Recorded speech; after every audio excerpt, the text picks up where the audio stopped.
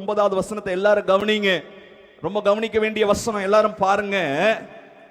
அப்பொழுது விதவைகள் எல்லாரும் அழுது தொற்கால் தங்களுடனே கூட இருக்கையில் இறக்கப்பட்டு செய்திருந்த அங்கிகளையும் வஸ்திரங்களையும் காண்பித்து அவனை சூழ்ந்து நின்றார்கள்.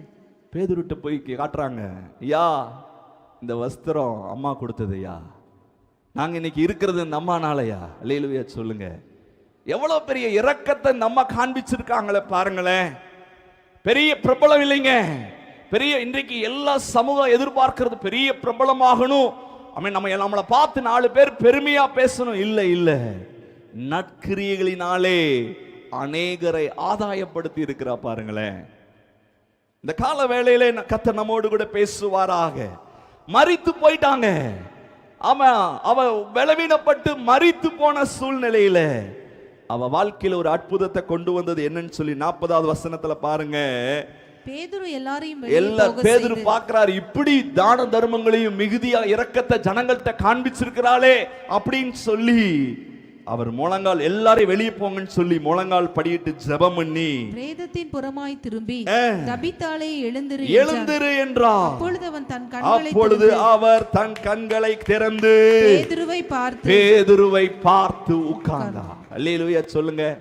உலகத்தார் கூட சொல்றாங்க தர்மம் தலை காக்கும். பாருங்க எவ்வளவு அழகான வார்த்தை.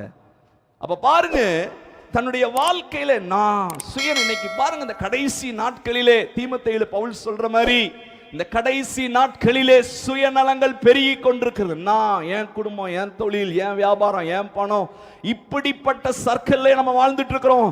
கர்த்தர் நம்முடைய கண்களை திறப்பாராக.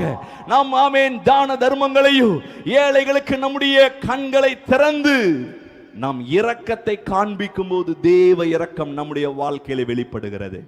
தபித்தாளுக்கு தெரியல, நம்ம ஒரு நாள் மரிச்சு போவோம். இப்படி நம்ம செஞ்ச உதவியெல்லாம் மக்கள் போய் காண்பிச்சு நம்மளை மறுபடியும் உயிரோட எழுப்புவாங்கன்னு சொல்லி தெரியல. ஆனா பேதுரு என்ன தெரியுமா, இப்படிப்பட்ட நல்லவள் இன்னும் உயிரோடு வாழட்டும் என்று சொல்லி அவளை உயிரோடு எழுப்புகிறார். இந்த ஆராதனையில இப்படிப்பட்ட தபித்தாள்கள் நம்முடைய சபையில எழும்புவார்களாக. சுயநலங்களை உடைத்து கர்த்தருக்காகவும் அவருடைய ஊழியங்களுக்காகவும் தேசங்களுக்காக ஆமென் ஆளுகிற அப்படிப்பட்ட தபித்தாள்களை கர்த்தர் நம்முடைய சபையில எழுப்புவாராக. எத்தனை பேர் ஆமென் சொல்றீங்க? ஆமாங்க, சும்மா நம்ம சௌரியம் நம்ம என்ன அப்படி இல்லை.